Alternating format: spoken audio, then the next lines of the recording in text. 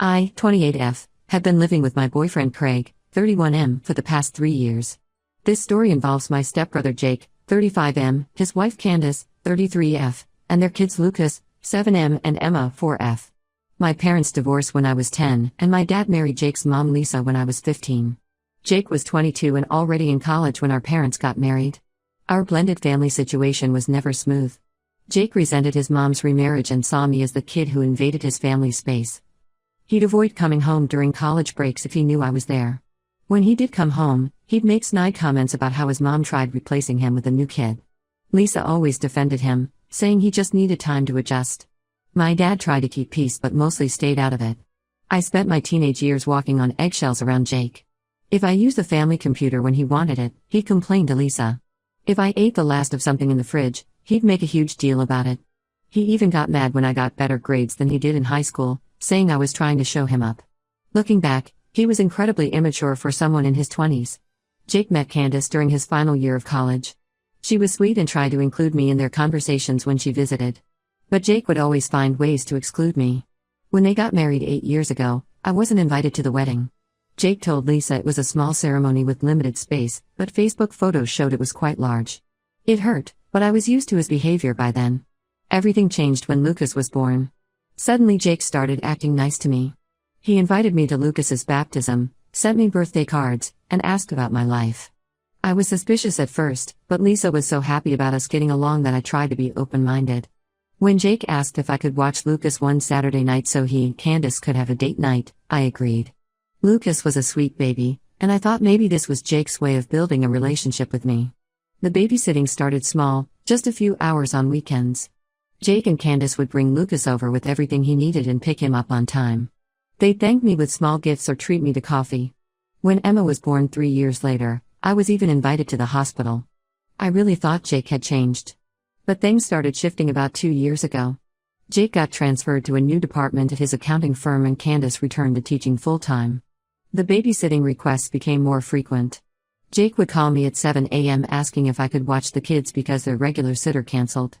He'd text at lunch saying Candace had a last-minute staff meeting and could I pick up Lucas from school. Since I work from home as a content writer with flexible hours, he assumed I was always available. I tried to be understanding at first. Childcare is expensive, and they both had demanding jobs. But Jake started taking advantage. He dropped the kids off without proper notice, saying things like, "Oh, I told Lisa to tell you," or "I texted you last night." He hadn't. He promised to pick them up by 6 p.m. but wouldn't show up until 9 p.m., always with excuses about traffic or work emergencies. Craig was incredibly patient initially. He likes kids and would often help entertain Lucas and Emma when I had deadlines. But even he started getting frustrated. Our one-bedroom apartment isn't set up for children. The kids would mess up his work documents, interrupt his video calls, and leave toys everywhere. We couldn't have adult conversations or watch regular TV when they were around. 6 months ago, Jake got a promotion at work. He started asking me to watch the kids almost every day. He claimed Candace's teaching schedule had changed and they couldn't afford full-time daycare. He dropped them off at 8 a.m. and sometimes wouldn't pick them up until 9 p.m. My work suffered because I couldn't focus with 2 energetic kids demanding attention. I missed deadlines and lost a regular client. I tried talking to Jake about setting boundaries. I suggested specific days and times that worked for my schedule. I asked for advance notice and firm pickup times. I even offered to help them find affordable daycare options. But Jake would guilt-trip me every time. He'd say things like, "I thought we were finally becoming family," or "Remember how I included you in Lucas's life when I didn't have to?" When I suggested getting paid for regular babysitting, he exploded, saying I was trying to profit off family and that I owed him for all the times he'd been nice to me. Last month, after missing another work deadline, I finally put my foot down. I told Jake I couldn't watch the kids anymore unless it was a genuine emergency with at least 24 hours notice. He got really angry, calling me selfish and ungrateful. He brought up how he'd accepted me into his family and how I was betraying that acceptance. Candace called me crying, saying they couldn't afford daycare and their work schedules were impossible to manage. I felt bad but stayed firm. Craig supported my decision, saying we needed to prioritize our own life and careers. Things seemed okay for a week. Jake stopped talking to me, but that wasn't unusual when he didn't get his way. Then last Tuesday, everything exploded. At 2 a.m., Jake showed up at our apartment completely drunk. He started banging on our door and screaming about how I ruined his life. He was yelling that everything was my fault and that I'd pay for what I'd done. Craig called the police while I tried to calm Jake down through the door, but he left before they arrived. The next morning, Candace called me hysterical. Through her sobs, she revealed that Jake hadn't been working late all those times. He was having an affair with his coworker Sarah, yes, same name as me. He'd been using me as a cover, telling Candace he was dropping the kids at my place while working late, but actually meeting his girlfriend.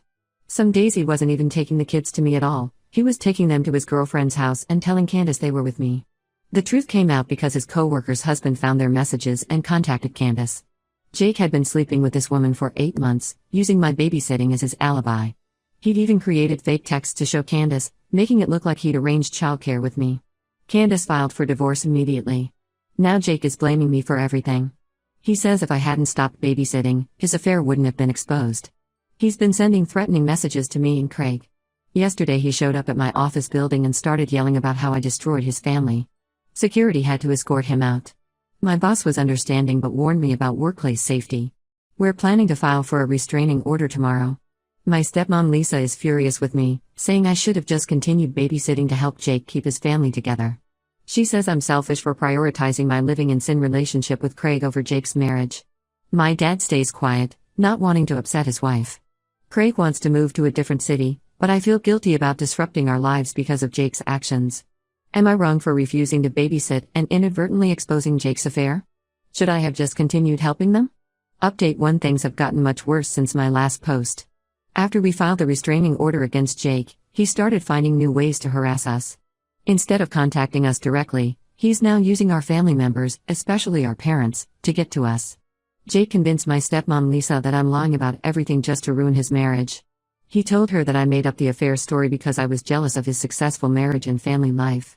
According to him, I'm bitter about being unmarried and living with my boyfriend, so I created drama to break up his family. Lisa believed him completely and has been calling me daily, sometimes multiple times a day. Her calls always start with crying about how I destroyed her son's perfect life.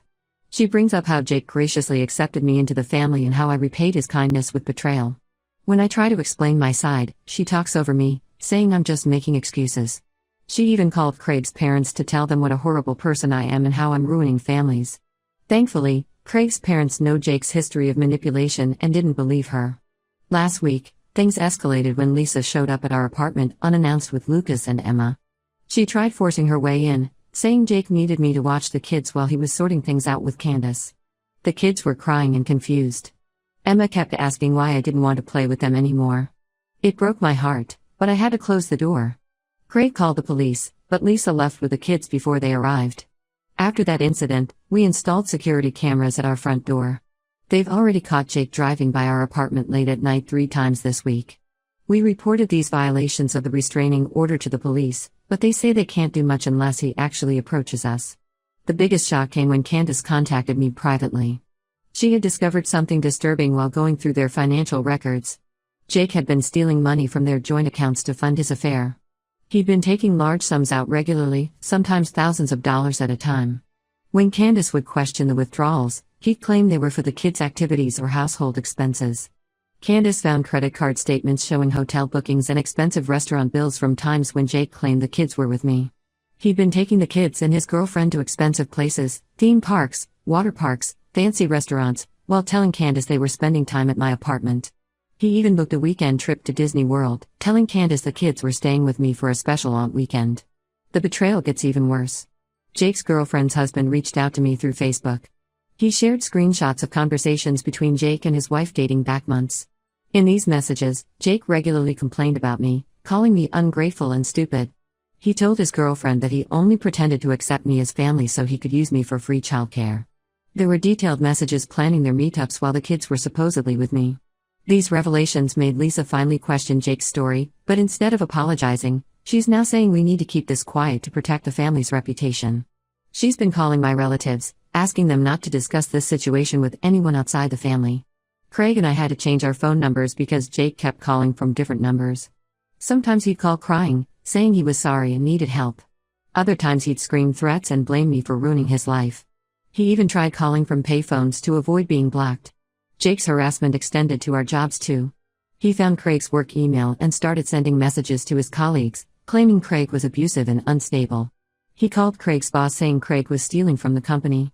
Thankfully, Craig has worked there for years and his boss didn't believe these accusations, but it was still stressful and embarrassing. The hardest part of all this is seeing how it affects Lucas and Emma. Candace says Lucas has started acting out at school, getting into fights and refusing to do his work. He told his teacher he hates me because I made his daddy leave. Emma's been having nightmares and asking why she can't visit my house anymore. I tried explaining things in a child-friendly way through Candace, but they're too young to understand. Our landlord has been understanding and installed additional security cameras after Jake was spotted lurking around our building late at night. Other tenants have reported seeing him in the parking lot, sitting in his car for hours. We're seriously considering moving to a different neighborhood or even a different city. Craig's job is fully remote now due to COVID, and I can write from anywhere. We just need to get away from this toxic situation. Some of our mutual family friends have taken Jake's side, saying I should have just kept babysitting to keep the peace. They say I knew Jake had issues and should have been more understanding. A few have even suggested that I might have encouraged the affair by refusing to babysit, giving Jake more free time with his coworker. I'm trying to stay strong, but this constant stress is affecting my health. I've lost weight from not eating properly and I'm having trouble sleeping. Craig suggests therapy, but right now we're focused on saving money for a potential move. I just want this nightmare to end. Did I make things worse by getting the restraining order? Should I have handled this differently? Update 2: The situation with Jake has completely spiraled out of control. His life is falling apart, but he's still trying to drag everyone down with him. The biggest shock came last week when Jake was fired from his accounting firm. Not only was he having an affair with his co-worker, but they discovered he'd been falsifying expense reports to fund their dates and trips. His girlfriend Sarah dumped him immediately after he lost his job. Turns out she was only interested in him while he was spending money on her. She confessed everything to their company's HR department to save her own job, providing details about how Jake had been manipulating the expense system for months. The company is pressing charges for fraud. Apparently he stole over $50,000 through fake client meetings and inflated expense claims. Candace's divorce proceedings revealed even more shocking details. Jake had opened secret credit cards in both their names, maxing them out on hotels and gifts for his girlfriend. He'd been forging Candace's signature on financial documents and hiding bank statements. The judge granted Candace full custody of the kids after she presented evidence of his unstable behavior, financial fraud, and the police reports from his violations of our restraining order. The biggest revelation came from my dad, who finally broke his silence. He called me privately and admitted that Jake has a history of manipulative behavior that goes back years. In college, Jake had befriended a guy named Mike specifically to get close to Mike's sister Jenny, who was a top student. He convinced Jenny to tutor him for free, claiming he couldn't afford to pay her because he was helping his single mom with bills. Meanwhile, he was sleeping with Jenny's roommate and spending money on expensive dates with her. When Jenny discovered the truth and confronted him, Jake turned their entire friend group against her, claiming she had tried to seduce him and was lying out of spite. Dad also revealed that before marrying Candace, Jake had been engaged to another woman. He broke off that engagement after cheating with someone from his gym, but managed to convince everyone that his ex-fiancée had been the unfaithful one. Dad said he wanted to warn Candace before their wedding, but Lisa convinced him not to interfere. Last night, everything came to a head when Jake showed up at our parents' house completely drunk. He demanded they cut me out of their lives and transfer their house into his name since he needed it more than I did. When they refused, he went into a rage, breaking windows, throwing furniture, and punching holes in the walls. The police were called and Jake spent the night in jail. My stepmom Lisa finally saw Jake's true colors during this incident. She called me crying, apologizing for not believing me and for enabling his behavior all these years. She admitted that she'd always known Jake had issues but thought if she loved him enough and protected him from consequences, he would change. Now she's devastated, realizing her protection only made him worse. Craig and I are moving next week. We found a nice apartment in a secure building 2 hours away from here. It's in a gated community with 24-hour security, and the rent is actually cheaper than our current place. Craig got a better job offer there too, with a significant pay raise. The only downside is being farther from my dad, but he understands and supports our decision. Jake's harassment has taken a darker turn since he lost his job. He's been posting about us on social media, making wild accusations and threats. He even created fake profiles pretending to be old girlfriends of Craig's, claiming Craig was abusive. We've reported everything to the police and our lawyer, documenting each incident.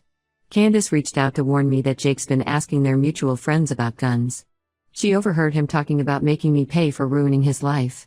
We've added extra security measures at our current place for our remaining time here, and our new apartment complex knows not to give out any information about us.